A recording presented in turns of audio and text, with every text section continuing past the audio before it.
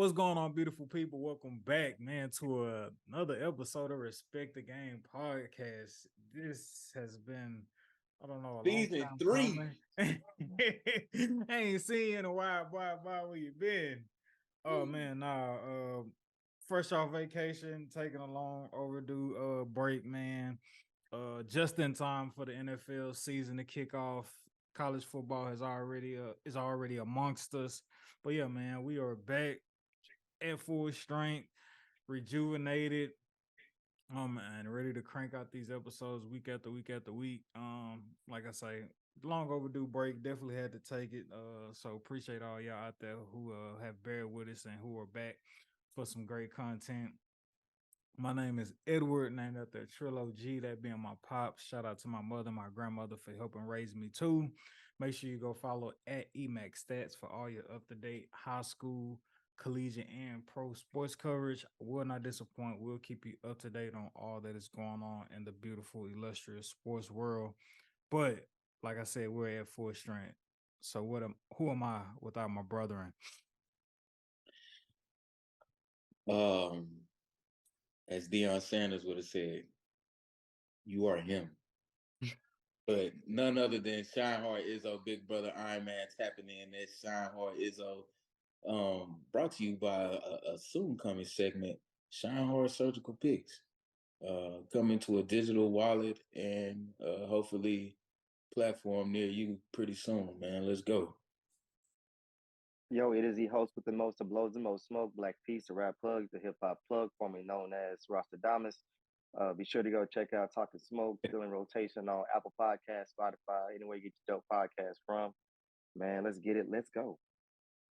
Good morning, good afternoon, good evening, depending on where you are in the world. It is the one and only Sedacious Xavier Miles.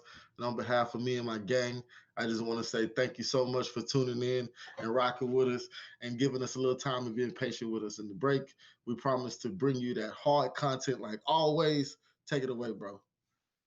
Yeah, man. As Vernell would say, uh on the Vernell show from Martin. Did you miss me? No, man. Let's get to it, man. Ready to have a great podcast. So again, beautiful people, thank y'all for tuning in, even after our vacation. Um, don't take y'all listening to us for granted, man. Appreciate y'all listening to us, and we about to continue going strong to finishing off the last quarter of the year, man. Yeah, man. All right, let's get this out the way. Darnell, you had a lot to say about this 1090 Jake person. Me from afar watching him, I find it peculiar for someone who appears to have invested their livelihood in creating a platform off of exposing snitches, quote unquote, so to speak. Um, but I don't think this is he's trying to single out just any type of snitch. It is people specifically within the hip hop community trying to build a career for themselves that he goes out of his way to release paperwork and documentation on. uh, and about them cooperating. But you had some breaking news for us regarding this to 1090 Jake character, uh, which is what.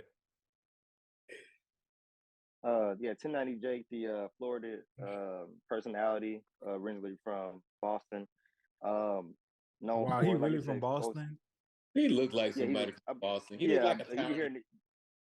you can hear in his accent. Also, The I've seen an harbor. interview about him, and I think he said like in his early teens, some stuff like that, whatever, whatever. But fast forward to the main news, if you'll say, paperwork came out about him, cooperating with the jail that he was in. Detail about the altercation that happened, written in his own handwriting from himself. He admitted to it. I feel like him being who he is, it doesn't quite sit right with me. The fact that you're cooperating with, law enforcement, whether you're already in jail or not. I just feel like to a certain point, it's like you over here pointing a finger at a lot of mainly rappers, black rappers, and you're telling, you're saying, oh, you're wrong for this, you're wrong for that, you lead people wrong because you don't live by this certain code. And it's like, the code that you're explaining is not to cooperate with law enforcement. You're saying, well, I was just doing my certain part in the way the system goes. It's like, okay, well, isn't it supposed to be F the system? At least from my perspective, for me personally, I'm not a street guy. Never tried to be a street guy, but I have noticed that the rising the rising popularity in street politics about snitching, and from according to my knowledge, that's breaking the code. Yeah, that's Now, funny. I would like to hear you guys' opinion about it. I'm very open to it, but just based off what I've been noticing, like that's breaking the code. You cooperated with people who are involved in law enforcement. Yeah, it's So, definitely the what you definition got, of fellas? irony and hypocrisy at the same time.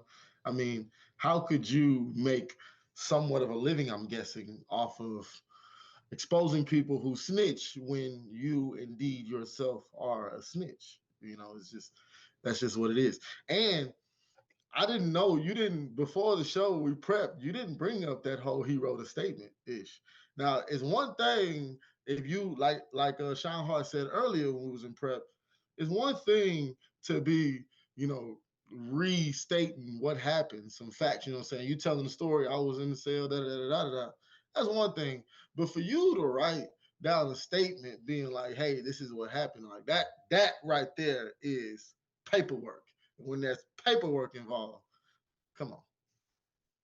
As the snitch exposure, you always exposing paperwork, so you should And know I what ain't gonna paperwork. lie. Anytime your name to fame and your claim to fame is essentially exposing people, it's on the negative side of the spectrum. Bro, you're the police to me. I don't care. Like, if that's like your main thing, like, what do you do? You're not a rapper. You're not an entrepreneur. Like, your thing is to literally tell on Snitch. people who tell. Snitch. You snitch on the snitches, which by definition makes you a snitch. Which by definition makes this shit even pussy for me either. And I'm sorry, I know.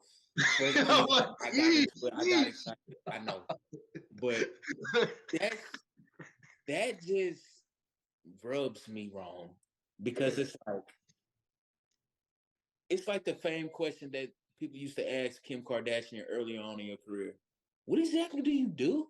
Again, you know what I'm saying?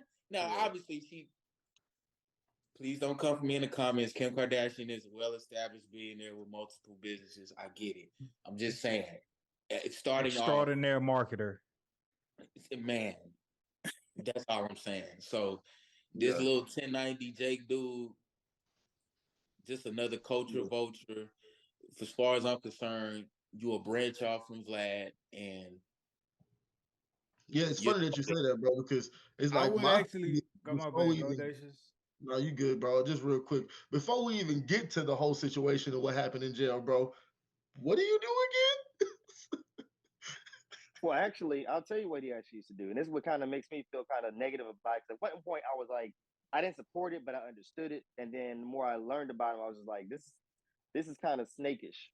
And what he used to do was he went to jail for a long time, like most of his, I guess, his teenage life or whatever. And he got out of jail. He started trying to look for a hustle. He found a hustle in making YouTube videos about his jail experiences and all the different stories that his, past bunkmates, so on and so forth. And he was doing good with that. And apparently, somebody's paperwork came out about them snitching, and he noticed the traction came. He noticed that people started listening more, people started commenting more. And it was like, oh, he said to himself, like, oh, I found my thing. Like, I'm gonna go ahead and rock with this. And to me, that is kind of like, instead of like you genuinely feeling like, oh, I just hate snitches, I'm gonna expose snitches, That's and this is what I'm gonna actually attack. the definition You of stumbled across something that worked, and you just abused it, not knowing that, like you guys said, you're hurting a particular version of people. You're attacking a particular version of people that just doesn't sit right. What were you about to say, clout. Lon? That's just clout chasing at that point. Because Like you didn't come out the mud you're chasing the streams saying now. like, yeah, you didn't And come out the mud saying, you know what, I don't like snitches. Like, no, I'm looking for whatever's gonna give me $1. Like, nah, yeah. man, you're hurting people, dude. So pretty much what we really could have started and ended this segment with was he's a clout chaser and then moved on. But well, it was important. What you had to say was very important. But at the end of the day, what it boils down to is this is what happens when cloud chasing goes wrong. Yeah, man. On the nail. And one could argue it. One could argue this is mild in considering like the the career path he's choosing in terms of like going wrong. One could argue, oh, it ain't went wrong yet. Right. Because if he getting traction, you know what I'm saying, it is what it is. It's all publicity. Yeah. Nah, but yeah, that's enough on that, guy. So that's what's going on for the most part. Culture, hip hop, whatever, right now. Um, let's go directly over to Colorado. Colorado, Buffalo, Deion Sanders, him shaking up the entire college football scene. Um, his son Shador, first game, school record 510 passing yards. He hits four different receivers, 100 for 100 plus passing yards. Then you got Travis Hunter playing both sides of the ball like Dion did with an interception on the defensive side, over 100 receiving yards as a receiver. Yep. Yeah, man. Yeah. Yeah. Again, Shador 510 passing yards with 4 touchdowns, 0 interceptions. I know for me, when you're trying to think about when you're just looking about when you're thinking about the logistics of just football, the transfer portal, not necessarily from a talent standpoint. Oh, you're going from a HBCU playing HBCU schools to now these top ranked Division I schools. Not necessarily that, but just again like the logistics from like gutting out a program to bring in a whole new program. You got players coming from every which way. And then on top of that, you got a program who only won one game last year and Colorado before Deion Sanders got there. Also could be wrong. Well, for starters, they had the highest percentage of just like roster shift, a roster changeover, the highest percentage of a team who has a new roster compared to last season. Factoring all of that in, and then you look at TCU and you're just like, okay, yeah, they went to the national championship last year, though many felt like it could have been a fluke, right? They could have just had a moment, so to speak. You put all this on the table. To a degree, you would just say like, all right, everything will point to Deion Sanders having to come in with the program and go through some growing pains. Or maybe not growing pains, but I went to transfer portal. you know what I'm saying? Or maybe not necessarily go through growing pains, but like they shouldn't, they shouldn't beat TCU or whatever. Or if they do lose to TCU, all right, they shouldn't lose that bad. Like not losing bad, I feel like would have been a good sign for people and watching Colorado go up against TCU. Like, oh, okay, they ain't completely get ran off the field. Okay, all right, they lost by a touchdown, they lost by a field goal. Oh, okay, Colorado may have something. Like, no, bump that. We're gonna come in here, we're gonna put up 45 points against the runner-up from college football from last season. We're gonna come on y'all turf. And as we were saying before the podcast, like we ain't coming. We here.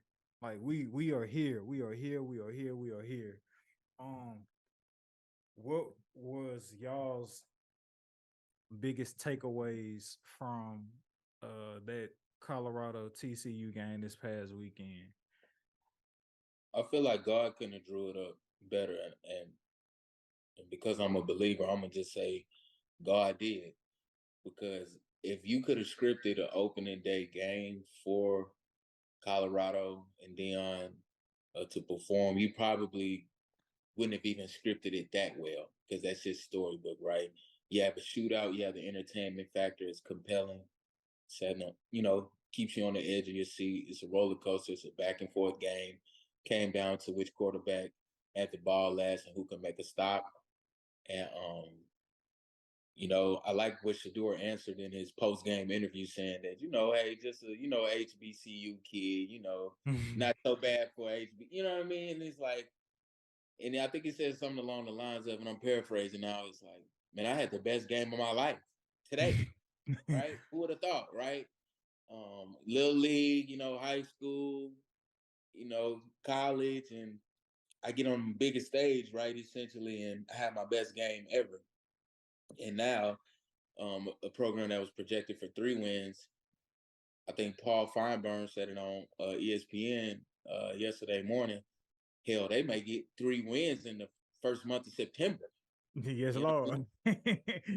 Man, it's just a storybook start to the season. Obviously, it's a lot of football left, but Travis Hunter playing 144 snaps, 11 catches, 119 yards on offense, and then with the amazing read on defense, being able to peel off of a route to jump the outside breaking route, just textbook, and it just shows you the confidence that's been instilled in him from Prime. And then just the tutelage, right? Being able to learn from a guy who, went to go bat, over 300 in the World Series and then flying back on a private plane to come, lock up your best receiver a few hours, after that. So this is a dual sport athlete guy that he's learning from in Prime, obviously an all-time great, recognized universally as the best corner ever. And he had his team ready to play. And shout out to Dylan Edwards too, because he said before the game that Dylan Edwards, again, another transfer portal guy, go figure. He said he would have a big game. He would say he said he would have a splash play, and sure enough, he had about 3 to 4 splash plays with 4 total touchdowns, 3 receiving, 1 rushing, over 150 yards receiving. So it's looking like, they may be here for a long time. It's looking scary. They definitely look like they can compete with the big schools. It's just down the stretch. That's all I always look at. It's down the stretch. If it'll be enough, it will be enough to always have a winning record. But will it be enough to really, get that national championship? I feel like Dion can do it. I feel like he can put the ideologies and the, like you said, tutelage within the team to be able to get over the hump. But who's to say how long? And who's to say how long Colorado will give him? But for right now, it's looking pretty good. And they gave that man $29.5 million. He got a long leash, extremely long leash. Yeah. No, And with that said, you think he'll get it done with that? I think Dion stays put. I know with a lot of coaches, they like to see the foundation of their program, i.e., like their freshman class. They like to see them through as seniors, and so I could see Dion putting in a solid 4 years at Colorado before maybe going somewhere else in the college ranks, or making that leap to the NFL, which I don't think is far fetched in no way, shape, or form. Um, Also too, I would have to look into it to like for it to be like fully concrete, but something that I believe that plays a part in their success as a program is the amount of resources Dion has in terms of like coaches. When you look on those sidelines, you see a lot of Hall of Fame players, whether it's on social media, in and out of practices. Um, and so like don't underestimate the amount of resources he has to like be able to get longtime friends, being able to go get football geniuses. He's been able to bump elbows, brush shoulders with throughout his career, that other schools don't have, right? Like not everybody has a Dion. Well, nobody has a Dion on their sideline, especially for a head coach who has as many connections as Dion has. So I think that also plays a part with just, added on to how contagious Deion Sanders' energy is.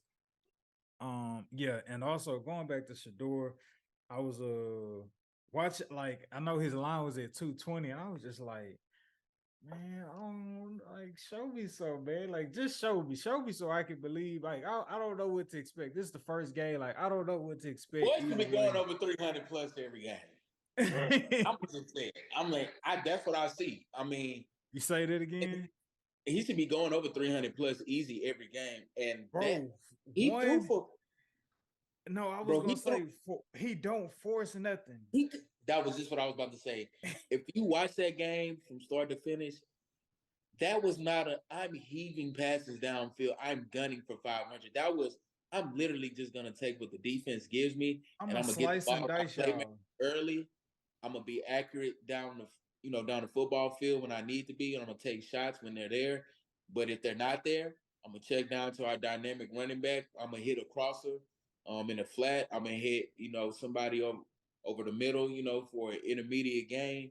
I'm gonna just take what the defense give me all day long, and man, he was just Yeah, able to. nah, extremely impressive. And like he was saying, the only difference for him, he felt like from playing at the I want to say FCS level, is that he was just like, yeah, if you step up in the pocket, defensive linemen are more prone to be able to get after you a little quicker. But that's the only difference. Like he was saying, it's like I don't get into names. Like we all got to go out there, strap out chin straps on.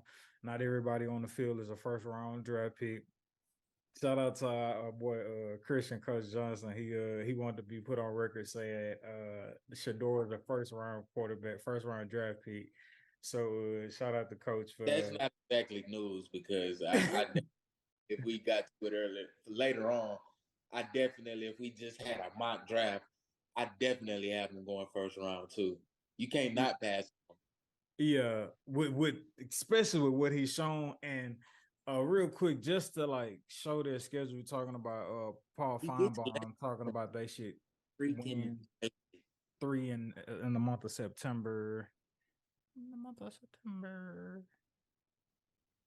And by the way, when you got Tom Brady texting you after your game, please be afraid. Be very afraid.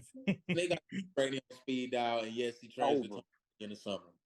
Yeah, nah, they got Nebraska coming up this Saturday. Then they playing Colorado State. Then they have to play a ranked 13 Oregon team. And then I feel like the game of all games for them, they get to go up against USC, last year's Heisman Trophy winner, and Caleb Williams. Mind you, the defense gave up 42 points. So hopefully they get clean that up as the season progresses. But if Shador's throwing for 500, hey, let's air this thing out and let's have a gun show. Why don't we, people? But yeah, man. Skip and Shannon. So for those who don't only just listen to our podcast, but you go and listen to other platforms and listen to their sports takes. As some may know who are big followers of the First Takes and the Undisputeds, the Skips, the Stephen A's, the Shannon Sharps. Shannon Sharp is now with ESPN over at First Take with Stephen A. Smith. And basically, we know ESPN had a big haul of layoffs this summer, and half the people who got let go from ESPN is now at Undisputed. So they're basically doing a crisscross for Undisputed. You got Richard Sherman, Keyshawn Johnson, Michael Irvin. It's supposed to be Nick Wright over there. I would like to see Nick Wright and Skip debate. Is Nick Wright supposed to be on that show too? No, he got his own show. He just talking about this. But he's supposed to like make like guest appearances on the show with Skip. Oh yeah, he's gonna be the LeBron take guy, and I can't wait to see him. So Nick Wright, Rachel Nichols, and a bunch of other people. What is y'all's first takes of like how y'all see the shows? Like, what do y'all see the shows growing into? Like it, don't like it, favor one show over the other? Like, what are y'all perspectives on the recent switch up? It's a mess, to be honest, man. it's something sad to see. I don't like either one of them starting off. I don't like how Stephen A. and Shannon Sharp are buddy buddy, and it's all friendly, and you can go and you can go and you can go, and then you have the odd man out with Undisputed, where Skip is over there watching, the grown men talk. It's a mess, man. It really is. It's a mess. Yeah, It's because like he in a room full of other real alphas, and guess what? Shannon was being nice, being respectful, letting you get your shit off. Them, they don't give a flying fuck. And it is refreshing to see, but I think change is good, right? I mean, yeah, when you got a good thing going, don't change it, but that's the very quintessential elixir of life, right? The only constant is change. So um I do think there needs to be a little more nuance on First Take because they do have such a profound respect from each other, and especially enduring what Shannon did personally over the last 6 months from a professional standpoint with the degrading and belittling comments, to say the least, from Skip. I think he needs that right now, but I mean, it's a way to still disagree with somebody, which they do disagree. But I think a part of that is just the American culture just thriving on chaos and discord, right? What we saw a lot of time on TV is really Skip not liking, Shannon and Shannon not liking Skip from the perspective of, I really don't agree with you. And then the way you going about it, I really don't like you for real. And this actually just happens to come out in the debate and it just makes for good TV as opposed to people having a healthy respect for each other. Because what you're seeing now is Keyshawn, Michael, and Rich are like, I ain't Shannon. You try that shit up here if you want to. You may not talk again for the next 30 minutes. Mm-hmm. You know what I'm saying? And it's like, I think it was a shift needed. Like I don't know how well a Skip dominated show would have done in the ratings if you think about it. Because people were definitely on Shannon's side as far as the veil of public perception. So in order to kind of change that around, you kind of need Skip to get talked over. You kind of need to people need to see that, right? And low key, they probably want to see it. And it's like, oh, okay, he's letting other people, come into their own and be stars of the show because that's essentially what made Undisputed take off. Kind of letting Shannon come into his own and letting him bring his own star quality and star power to the show. So I'm looking forward to see how both shows kind of progress into the newness of who they're starting to become to be. I think Undisputed is a dumpster fire. The reason Wow. why First Take will always be on is because it understands the necessity for Emax stats. We appreciate you, brother, for the love. But yeah, you need someone to be able to control the chaos that you speak of, bro. And like without it having structure, no one is gonna want to buy it because it doesn't appeal.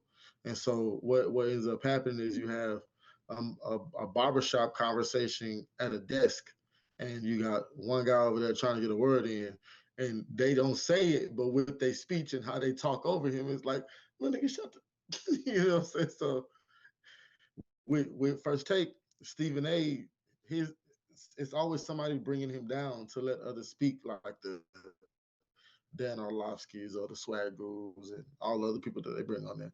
So it always reigns supreme to me. And they did away with the moderator. They did away with the moderator when they did away with Shannon. And I was like, why would you do that? That's idiotic. And then bring three niggas? Okay. So let's see how well that goes. Yeah, you have to Well, remember Skip Skip used to beg. disrespect all of lady moderators. If you think about it, they had Jenny Taft on and Jenny Taft went on to do Fox Noon, for college, on the morning tilt, for all the early college games and stuff. So it's like he ran off a couple moderators, and I know they had a couple intern moderators, and um, Skip is he's proven to be tough to work with time and time again, and people have left him high and dry due to the fact that, you know what I mean? He was just, like I say, he was just tough to deal with. But hey, Yeah, but he got the boot for the young and black one, and I sure love to see that, boy. I hate to be like The that, more but you the more you say that, it sounds like definitely more of an executive move than a Skip move of getting all three of them on there. Like you say, you ran them off one by one. You can't run off 3 grown professional Yeah. football players. But That ain't gonna happen. if you just so happen to do so, we'll know it's you. Oh yeah, You're and the it'd be problem. over. Well, That's we've been game knew you time. was the problem, but I think seeing Skip turn over a new leaf, because you can't dominate the conversation. People don't want to see you dominating the conversation anymore. Like I like the open forum, like open desk, first take, copycat, branch off spin they're trying to pull. Because I mean it is different. And I actually do like to hear Richard Sherman speak. He's an intelligent guy, intelligent brother.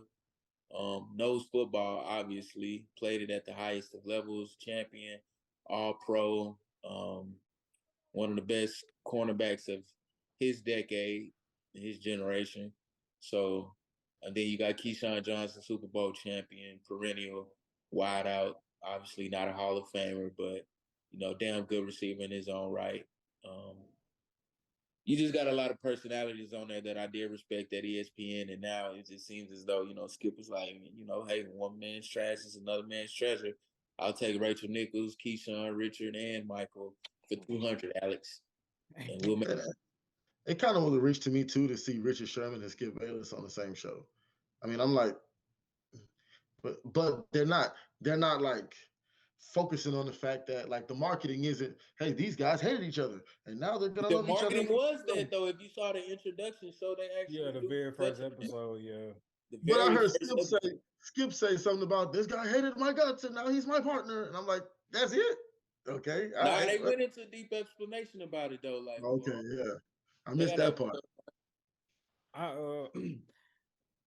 there's a lot. There's a lot with the situations.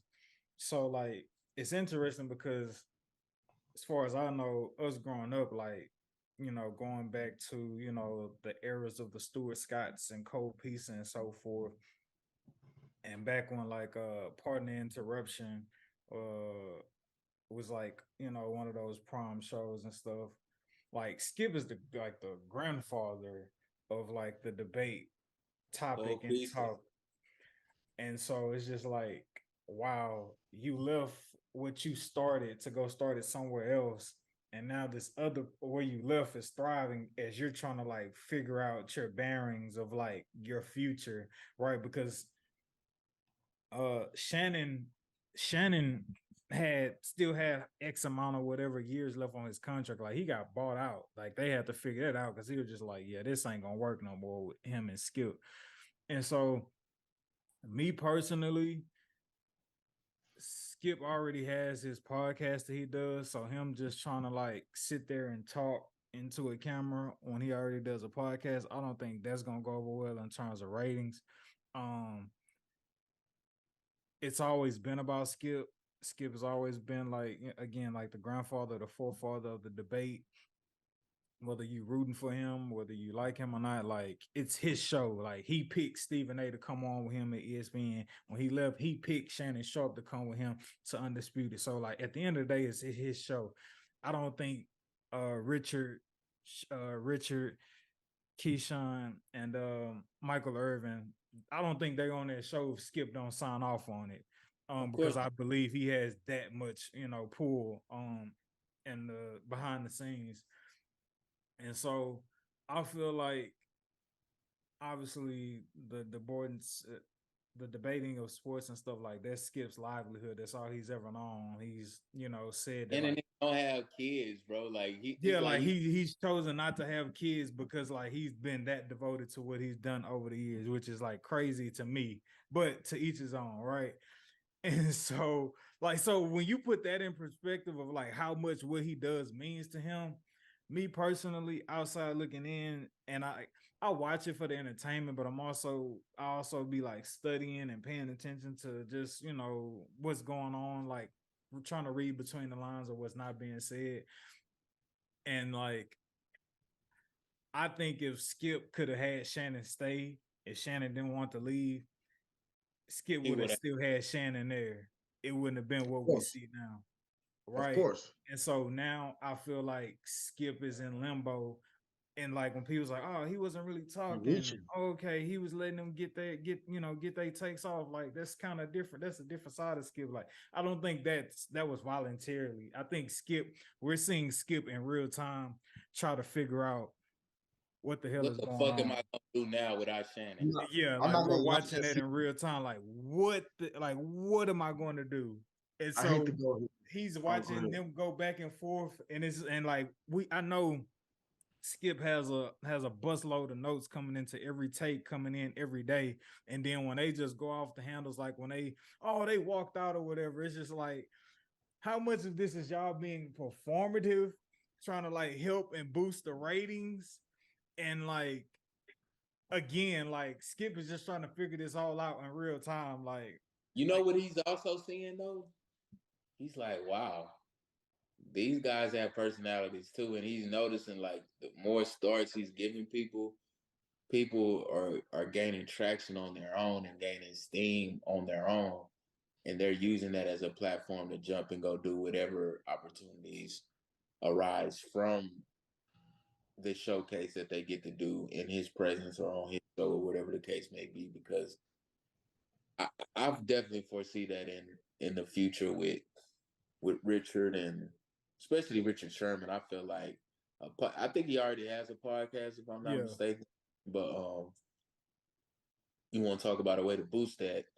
Um, you become a personality that's pretty popular on his show. I feel like that'll boost ratings and kind of give people that confidence to be like, maybe I'm big enough to kind of start moving without you, and then people start realizing, well, is Skip really still a thing on TV now? And it's like bro, we could be looking at his mortality being in jeopardy right before our eyes. we're He's watching getting it. old. He ain't getting nothing but older too, and it's like they're always looking for a fresh face.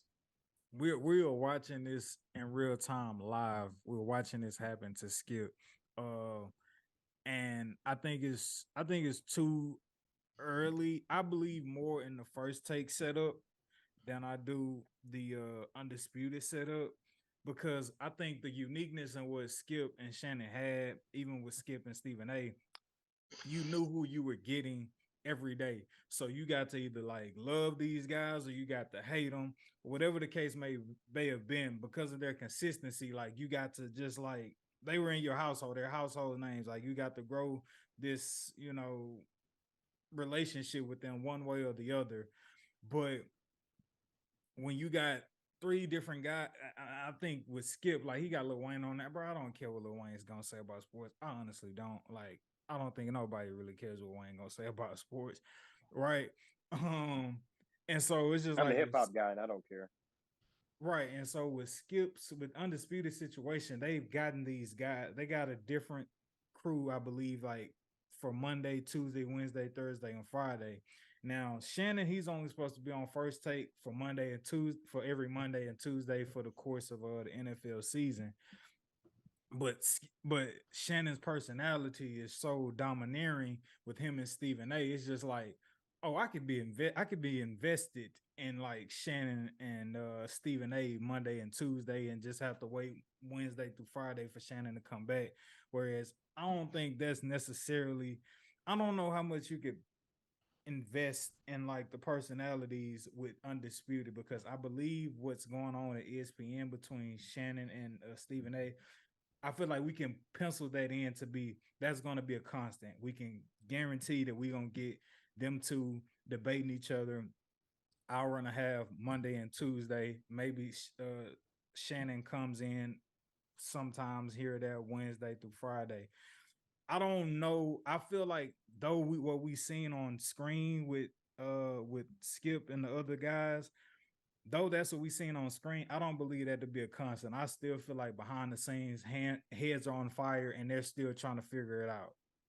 And to be like, what is going to be our stick to like keep our ratings high or keep our ratings even when Shannon was here. And then if it starts to come down or they can't find a consistency with that, then producers are gonna start looking at Skip like, hey, buddy, we're not renewing that contract when it's over. Just so you know. Go ahead, Dacius. Okay, so I don't mean to get too spiritual, but I've seen this happen millions and millions of times.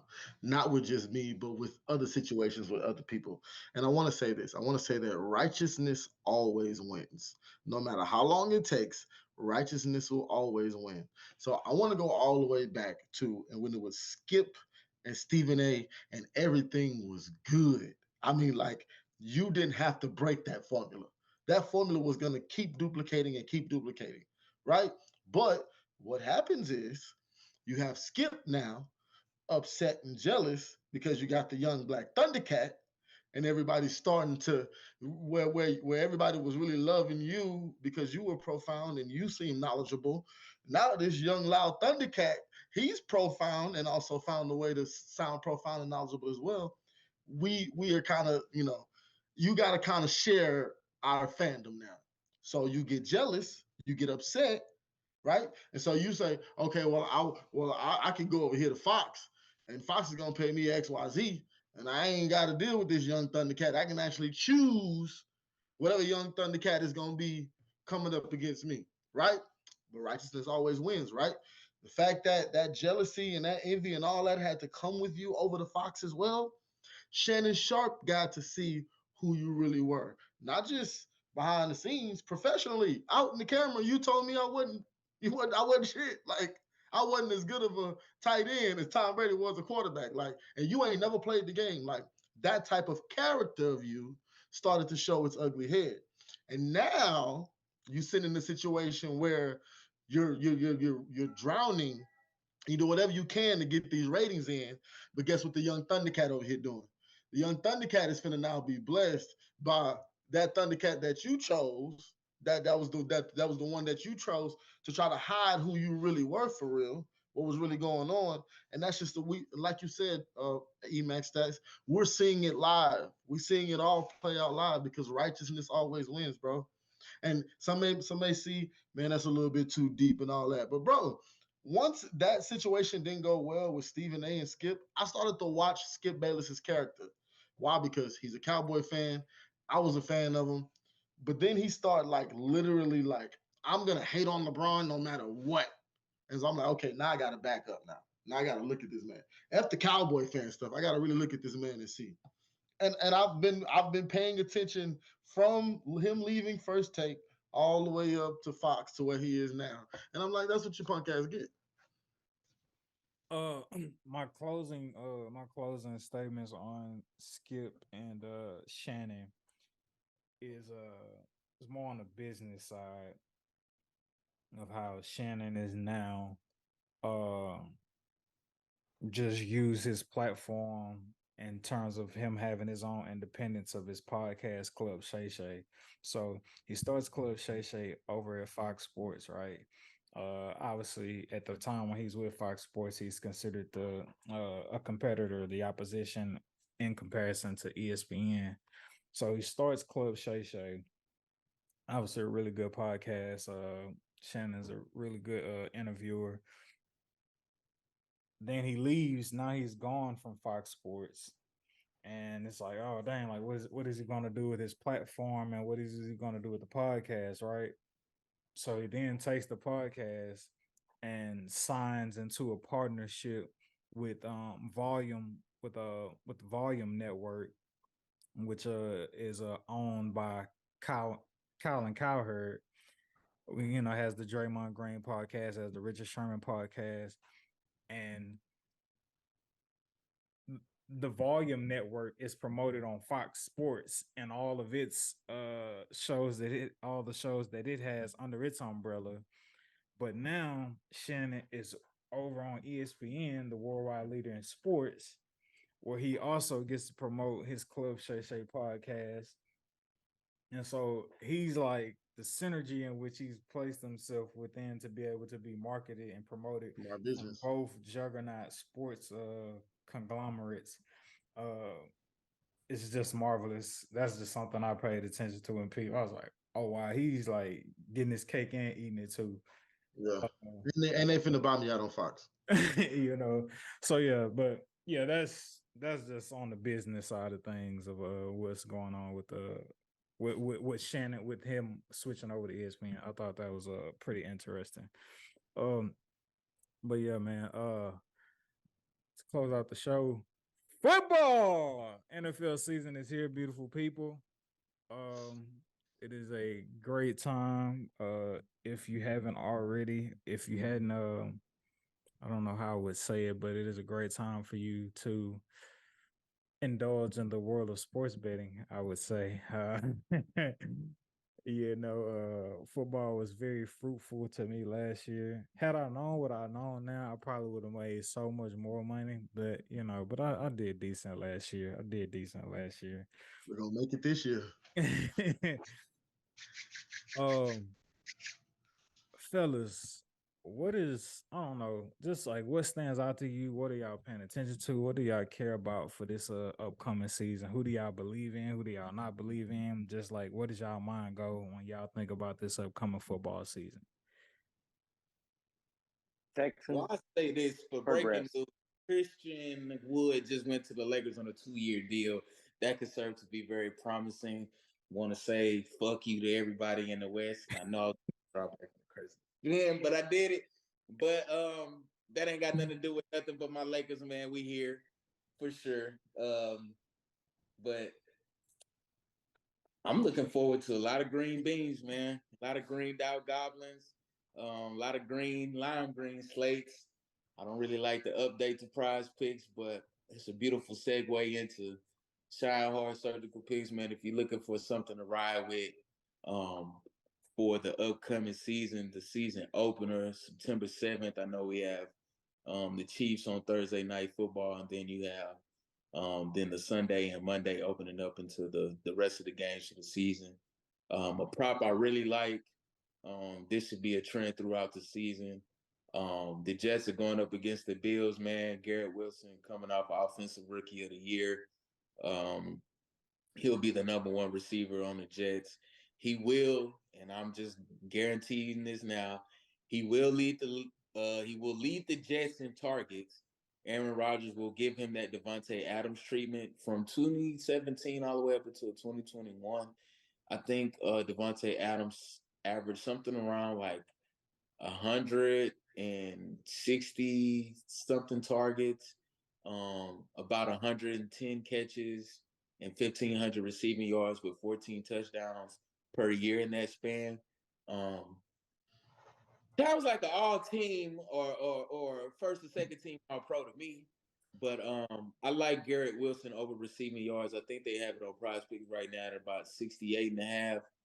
I would take it all the way up until about probably mid 70s because it'll probably be bumped within the next week. But I like Garrett Wilson over receiving yards against Buffalo for sure. You say over 68 and a half, and you'll say, what's your cutoff point? Cutoff point probably would be like around maybe 74, but I think he gets close to about 100 yards receiving this game. And I know you're probably thinking, yeah, I know the last game he played on Tre'Davious White, starting corner for the Bills, he was hurt. I think he's kind of having a comeback to earth or coming back down to earth type of season, coming off a major injury. That is a pretty veteran secondary, though. I love Jordan Poyer at the safety position.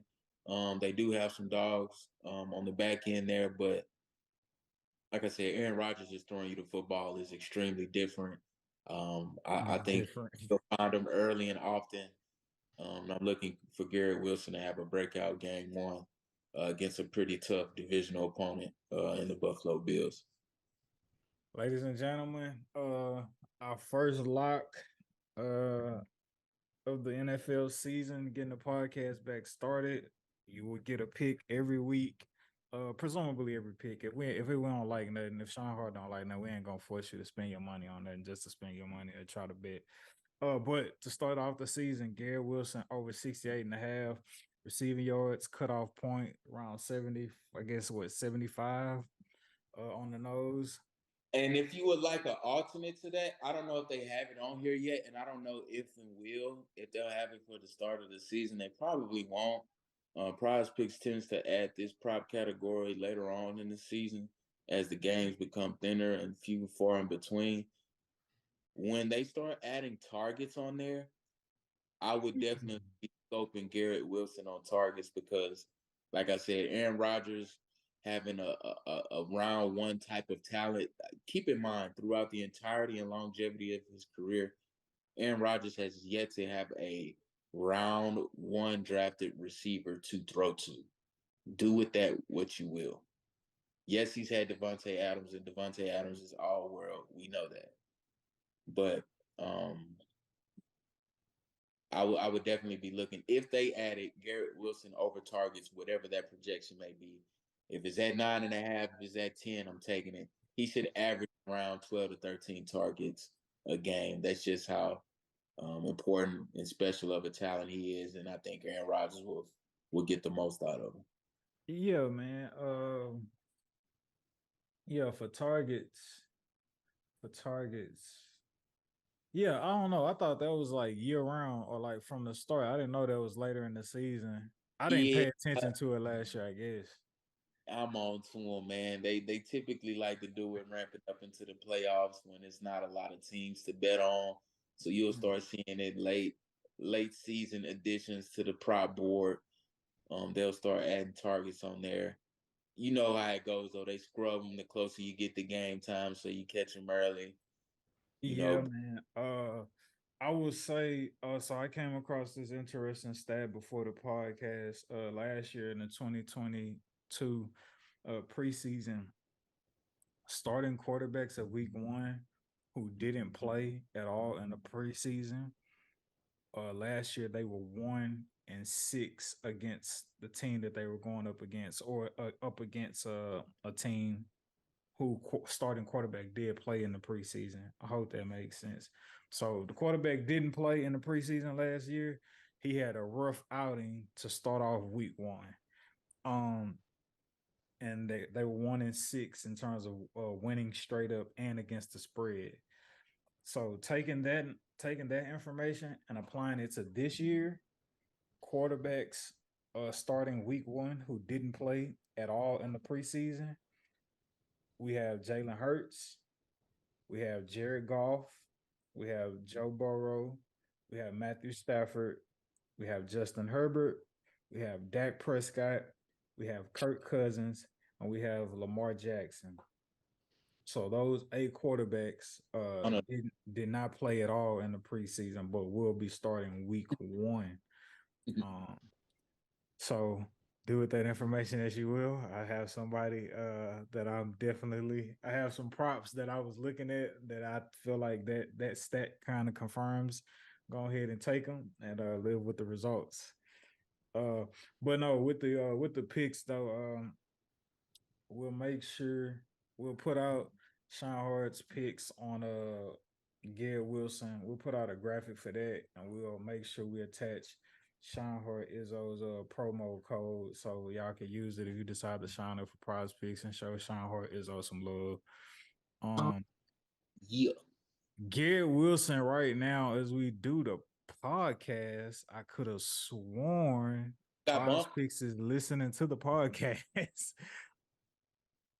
I could have sworn as we were talking, the prop was at 68.5. I'm almost sure it was at 68.5 when we was talking, when Isaac was talking about it. As of now, in the matter of 1 to 2 minutes that we've been talking, it's now at 69.5.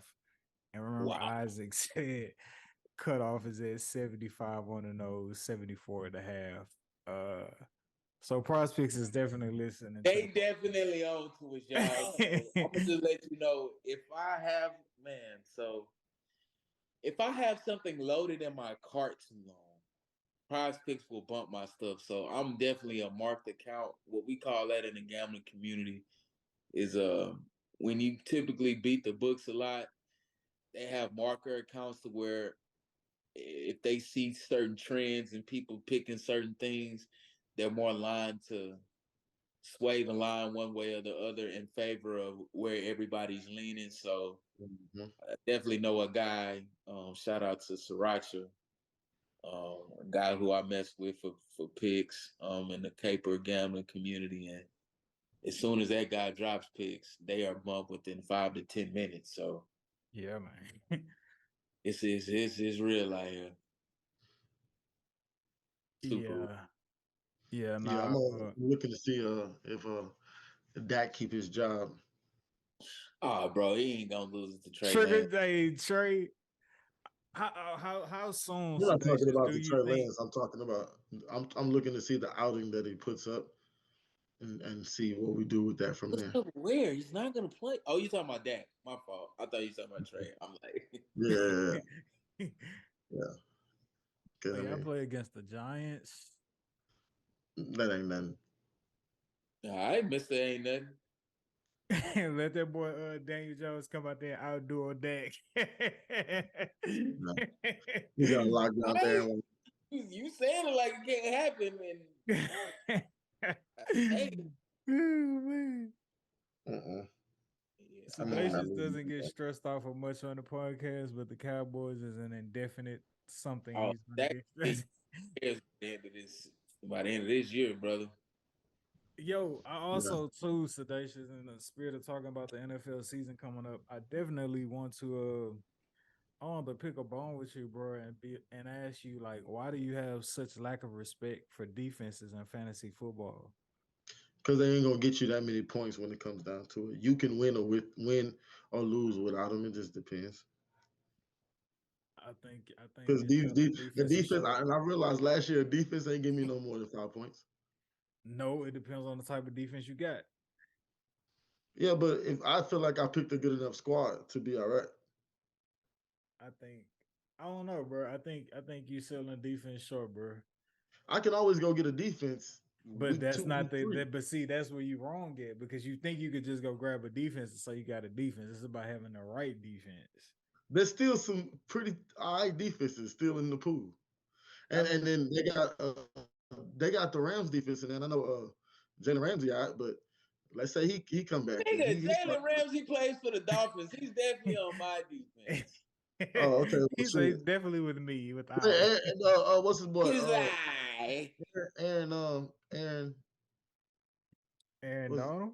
yeah. yeah, and ladies and gentlemen, this is um example 1-on-1 of what somebody who's finna get smacked in fantasy look like. He doesn't even know his personnel on the defense. I don't have a defense. And there you have it. He doesn't have a defense, everybody. So I don't have a defense. do with And I that bet I win. information what you will. So if I don't win week 1, Brother, you're because of not the gonna defense, win without a These are defense. your You have to defensive. have one to play one. These are your defensive Okay. options. We'll see. I'll play Talkin' Smoke first. Yo, You got Christian Wood really just went to the Lakers, bro. Ain't nobody talking about it, but that's gonna be huge coming off the bench as far as offense, rebounding, and he gonna be able to stretch the floor. Hey man, LeBron ring 5 loader. yeah. No, I know we don't like to hear that. No, that's not a popular thing to say. But hey man, we make hot takes on respect the game. Yeah, no, I think the I only don't know thing if that's extremely hot though. That's like, hey, they got a great team coming back. yeah, And I mean the I Lakers really want always the make a Nuggets to make. splash, I but it want just the comes Nuggets in the down to playoffs like again. they rotations. I feel like And I want some buffalo dipping sauce on the side. So when we, man, hey, oh man. Nicola did everything this offseason except pick up a basketball and dribble it. You say who?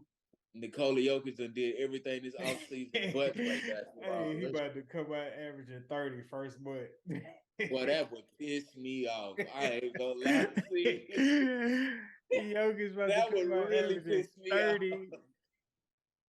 And I'm the type of nigga take his PRA first game too. I ain't gonna lie. Wherever they Oh get man. me paid, man. Shit. Oh man. Before we get Ladies out of and here, gentlemen. we're gonna look at the AFC East. Who do y'all have winning the AFC East? Bills, Jets. Dolphins, Pats, Jets. Dolphins. I'm not mad at that. I think it's the year I for the only would Dolphins. pick the Dolphins if Tua stay healthy. and Aaron Rodgers has shown that he can make it through a season We over there. neither one of us picked Opposed to Buffalo. Mister Learn how to fall. How the hell you learn how to fall? Tua, you might just. Hey, brother, it's context sport, man. Hey, man, I ain't never known him to be this hurt in Alabama. I'm like, golly, bro, you fragile. You like a paper mache out there. I'm gonna go with the Jets solely off the fact that their defense being what it's been. It's always just like, man, if we had a quarterback. Man, if we had a quarterback. Man, if we had a I quarterback. think they about to be able to play so well of complementary football. They have stars on all three levels of the defense, and C.J. Mosley, Quentin Williams, and obviously you got Sauce on the back end there. And then on offense, you're gonna be able to run the ball with Dalvin Cook and Brees Hall. And then you got a true number one on the outside, a true number two in Lazard. You got everything. It's no excuse. Yeah, you know what? I said the Jets too. Nah, don't. No, you picked your side, brother. No, I'm playing. Yeah, I mean, if you want to come over to the right Yeah, side, I believe in what's his name, Adam Gase. not the cocaine bear Adam Gates, not him. Oh, NFC East. I'm gonna go with the runner-up Eagles. last year. Yeah, I'm gonna take the Eagles. Eagles by a landslide, not even freaking close. AFC North. Lamar is back, but I respect Joey Crack. I'm not gonna lie to you. I love the Ravens. I think they do it. Shout out to Deshaun though, and shout out to Pittsburgh. Another tough division. AFC North is gonna be a dogfight. Yeah. Is it a foregone conclusion of who could potentially win the AFC South? I feel like I know who should win it without a doubt. I feel like who should Jacksonville should be a runaway favorite, but if Tennessee can pull it together on defense, they stack the box against Derrick Henry, bro.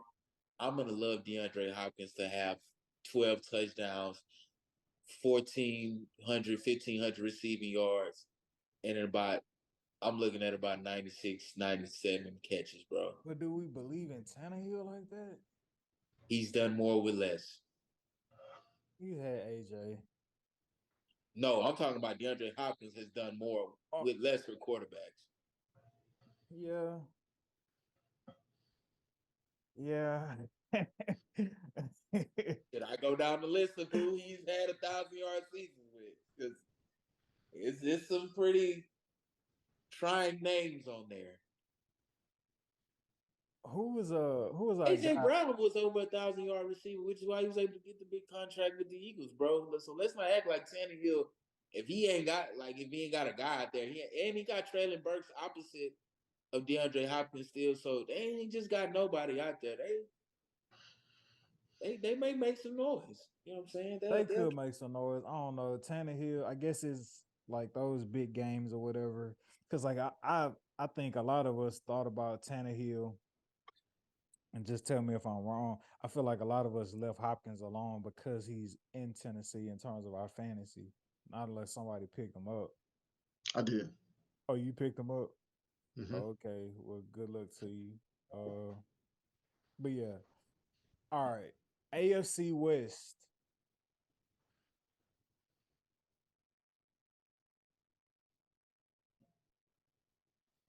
That's a no-brainer, right? It should be. But for the sake of podcast debate, who could dethrone them? And I got up on my knees. That's who. If the Broncos come out of poverty and have some help in that receiving core, potentially maybe them, but honestly, I think the Chargers will find a way to choke. They're so talented on offense. Will I think they'll last year? I don't. This year, probably not, which will hurt them. So what do? They go out and draft the receiver. They don't like. I mean, I just think the Chiefs. It's come on, man. It's the Chiefs. However, in 19 years, I believe I'm saying this stat correctly. In 19 years, no team has repeated to the Super Bowl after making it there or won. I don't know if it's got to the Super Bowl or won the Super Bowl in back-to-back years since. I want to say that was the Patriots. Let me make sure I'm getting this stat correct. We're back in podcast season. It's the three of us. One amigo has That's dropped. how you know we back. We are so back, baby. My dog got to work a double, man. I say I'm on the gun line, boss. A triple dub tomorrow. Whoa, ready. Okay. There hasn't been a repeat champion in the NFL since the Patriots won for a second straight time 19 years ago in 2004. So, yeah, repeat champion. That's not to say they can't get there. Well, I be god darn tootin'. I think okay, so AFC East, I got Jets. AFC North, I'm in limbo. I would favor Joe just off Lamar coming back from injury, but I know it is Lamezy. I'm gonna go Lamar. AFC, I feel like it's a favorite for the Jags. South. AFC West, Chiefs, West. Chiefs, Chiefs. NFC East, Eagles. Would you even do you feel like it's worth breath to make a debate for the Cowboys sedacious? No? Okay. Wow. NFC North. A graceful bow out. But first, don't respect the game. Is the NFC well, I know. I just don't. I don't have any words because I wouldn't dare speak. Yeah, because y'all only just led the league in points last year and then just decided to fire your offensive coordinator. Yeah, makes all the sense in the world. NFC North, Bears, Lions, Packers, Vikings. Bro, if he turned the corner, bro, there will be no stopping you, bro. If Fields turns the corner, it will be no stopping you, fan. Oh, bro. Well, consider it done because he got a give him squad. a number one, bro. And bro, if the trend is correct, like I said, Josh Allen looked like an entirely new player when he got Stephon Diggs. Jalen Hurts looked like an entirely new player when he got AJ Brown. We give this kid Justin Fields a number one receiver, and he goes out there and lights it up. DJ Moore, man. Y'all won't hear the end of it in fantasy because I have a broken squad. If you went to go look at it, if you know, you know. And I ain't gonna lie, it's a dude out there who I thought had a squad, but he got Kelsey on there, and I'm like, the guy ain't looking as formidable anymore. The mighty falling. But NFC North, y'all favor the Bears or the Vikings? I feel like the Packers are rebuilding. And the Lions, I like the Bears a lot. Bears over Vikings. I ain't gonna lie, I don't know over the Vikings, but we'll have to see. Yeah, I have to see how the Vikings defense look, bro. But I call the Bears right now. If I have to say, more balanced team for me. NFC South. That's a tough one. Falcons, Panthers, Saints, Bucks. Ugh. Falcons, Panthers.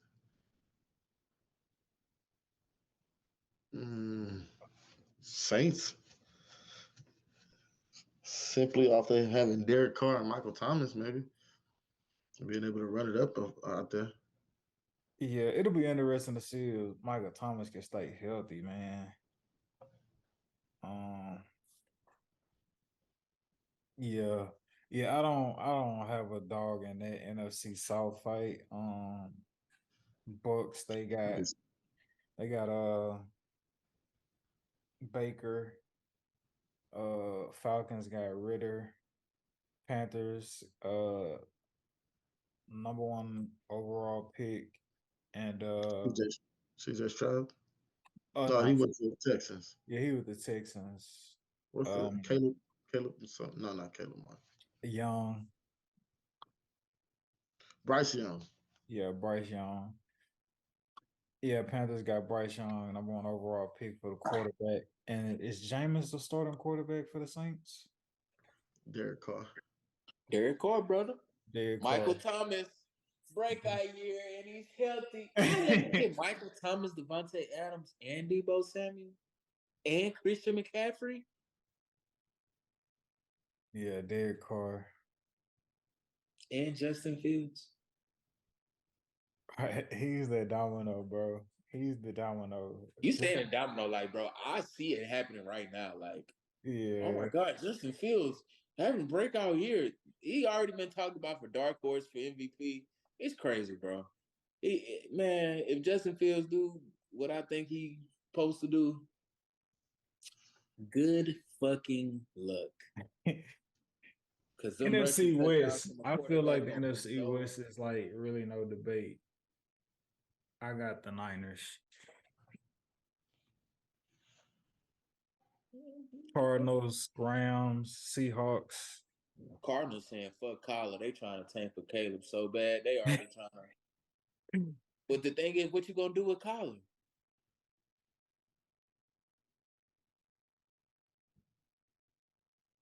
Trade him to Dallas? What was that last team? Cardinals, Rams, Seahawks, and who else? Seahawks. So what if the Cardinals, Rams, Niners, and the Seahawks? What if the Cardinals are tanking for Caleb, and where do they offset Kyler or offload Kyler Murray to? I say y'all get rid of Dak and pick up K1. Ouch. You don't think they're gonna try to work Trey in there? Kyler Murray. But I'm saying, well, if you trade him off, because you got to think about like contractually. I mean, Kyler. That's what I'm saying. Like, I mean, but trade Dak, but it's got to be that. Do they do 3-team trades in the NFL? They need to. So. It's pretty uncommon, but with some picks attached, you'd have to offload them somewhere. I don't know who would want to take that though. I think a team like the Falcons, maybe Tampa Bay. Tampa Bay. I was just about to say them too. Yeah, teams who like. I could definitely. He could do justice on the Falcons. It'll be funny if they send him to Zeke be productive for the New England Patriots though. Huh? Watch how Zeke go back to that Ohio State Zeke. Watch Zeke be productive in New England. I think so. I don't think he gonna shake. I mean, that motivation to prove yourself is probably back in that hunger. You know what I mean? You know what I mean? I seen it. He cut his hand, everything. I was like, oh. How you feeling, huh? Yeah. So we ship you out of division, nigga. But beautiful people, that is what you call a great episode. We are back in full effect. Thank y'all for tuning in. Make sure y'all follow me at Emax Stacks. Follow Sedacious at I Am Sedacious. Follow Black Peace at Black BLAQUE period PEACE. I'm gonna stop spelling that because I put it in the description and all that good stuff. But if there's anybody you want to make sure you're following to get your money up this upcoming week for football season, it is at Shine Hard Izzo. Be on the lookout for those picks. And again, I know he said Garrett Wilson is 64.5 at the time, but that's already in real time bumped to 69.5. So be on the lookout. Shine Hard may have some alternate picks for you, but if you're taking Garrett Wilson over, cut it off at 75. We can't be responsible for what happens after 75 yards on prize picks, that is. Yeah, we look forward to recapping this upcoming opening week of the NFL season and other things going on in the sports world next week. Love you, beautiful people. See you next Weak.